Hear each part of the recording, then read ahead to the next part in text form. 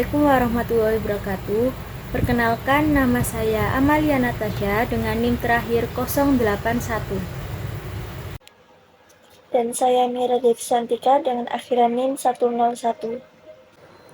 Oke, yang pertama yaitu pengertian manajemen hubungan sekolah dan masyarakat MI atau SD.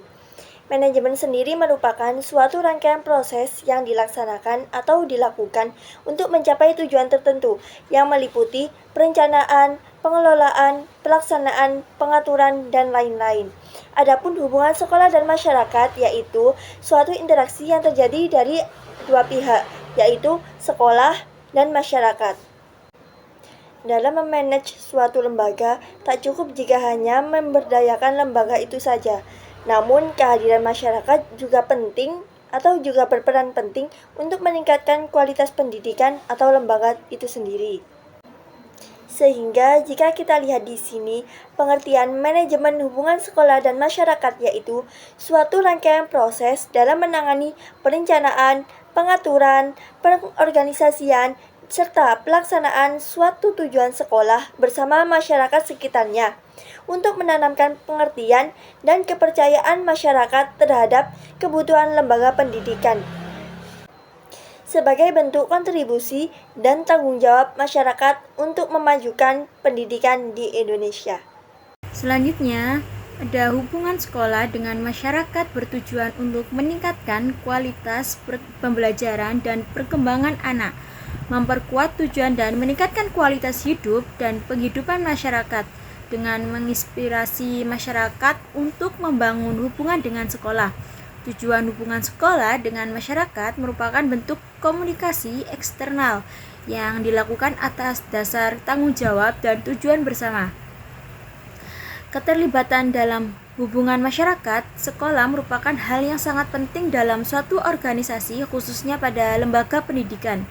Keberadaan hubungan masyarakat dalam suatu instansi berfungsi sebagai jembatan interaksi dengan masyarakat. Suatu organisasi memerlukan hubungan masyarakat untuk mencapai tujuan tersebut. Tujuan yang perlu dicapai melalui manajemen hubungan masyarakat di sekolah yaitu yang pertama ada meningkatkan kualitas pembelajaran dan perkembangan anak. Yang kedua ada memperkuat tujuan dan meningkatkan kualitas hidup dan penghidupan masyarakat dengan menginspirasi masyarakat untuk membangun hubungan dengan sekolah. Yang ketiga ada menciptakan dan mengembangkan komunikasi positif antar sumber daya sekolah untuk mencapai tujuan sekolah. Yang keempat menciptakan dan mengembangkan koordinasi yang efektif antar sumber daya sekolah untuk mencapai tujuan sekolah. Yang kelima ada mewujudkan dan mengembangkan kerjasama yang harmonis antar sumber daya sekolah untuk mencapai tujuan sekolah. Yang keenam ada memastikan setiap sumber daya sekolah dilibatkan dalam mencapai tujuan sekolah. Yang ketujuh ada mendapatkan citra positif sekolah dengan segala sumber daya yang dimilikinya. Selanjutnya yaitu ruang lingkup manajemen hubungan sekolah dan masyarakat. Di sini terdapat 2 poin terkait ruang lingkup manajemen hubungan sekolah dan masyarakat. Yang pertama yaitu pihak internal. Pihak internal merupakan pihak-pihak yang terlibat langsung dalam layanan pendidikan di suatu lembaga yang berperan sebagai penghubung antar manajemen dan pekerja lain agar tidak terjadinya miskomunikasi yang mengakibatkan renggangnya interaksi dan kinerja suatu lembaga menurun. Adapun yang dimaksud pihak-pihak internal tersebut adalah guru, yaitu seorang pendidik yang terlibat langsung dalam proses pembelajaran, siswa, seseorang yang menerima pelajaran atau menerima ilmu yang telah ditransfer oleh guru, dan staf-staf yang melayani suatu administrasi atau tata usaha di suatu lembaga. Adapun tugas bagi pihak-pihak internal yaitu yang pertama menjaga komunikasi atau interaksi yang harmonis dan positif terhadap antar sesama individu yang berada di lingkup lembaga tersebut.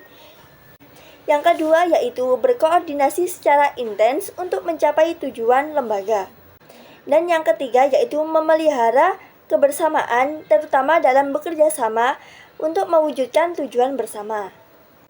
Yang kedua yaitu pihak eksternal. Pihak eksternal merupakan pihak-pihak yang tidak terlibat langsung dalam proses pembelajaran, namun kehadirannya berperan penting terhadap pendidikan. Di antaranya yaitu yang pertama, wali murid. Wali murid merupakan seseorang yang bertanggung jawab terhadap pendidikan anaknya. Kemudian yang kedua yaitu alumni atau lulusan dari suatu lembaga tersebut. Dan yang terakhir yaitu masyarakat yang merupakan individu yang turut serta dalam meningkatkan pendidikan di Indonesia ini. Adapun tugas dari pihak eksternal yaitu yang pertama menjaga citra baik sekolah, yang kedua yaitu memberikan moral atau materi dari masyarakat untuk lembaga pendidikan tersebut. Dan yang terakhir yaitu menjaga hubungan dengan pemerintah atau instansi yang berhubungan dengan sekolah dan masyarakat. Selanjutnya, peningkatan partisipasi masyarakat erat kaitannya dengan perubahan cara pandang masyarakat terhadap pendidikan. Masyarakat dapat berperan sebagai sumber, pelaksana, penyelenggara, pengendala mutu, dan penggunaan dalam meningkatkan mutu hasil pendidikan.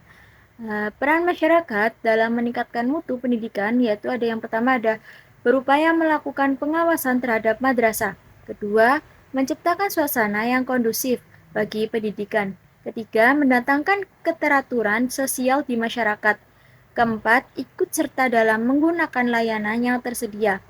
Yang kelima, berpartisipasi dengan menyediakan dana, material, dan personel. Yang keenam, partisipasi pasif. Masyarakat pada tingkat ini menyetujui dan menerima apa yang diputuskan oleh madrasah. Yang ketujuh, partisipasi melalui konsultasi. Yang kedelapan, partisipasi dengan layanan orang tua atau masyarakat ikut serta dalam meningkatkan kegiatan madrasah. Yang kesembilan, berpartisipasi sebagai pelaksana kegiatan tersebut.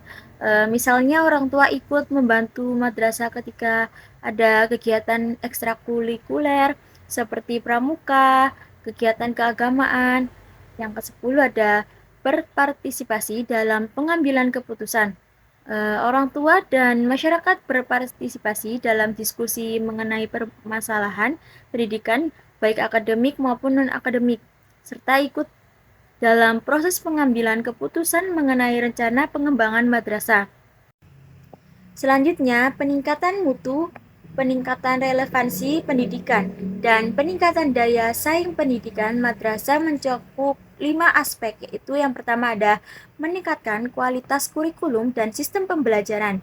Yang kedua, meningkatkan mutu lulusan. Yang ketiga, memperkuat tenaga pengajar dan kependidikan. Yang keempat, meningkatkan kualitas sarana dan prasarana. Dan yang terakhir kelima, meningkatkan mutu manajemen.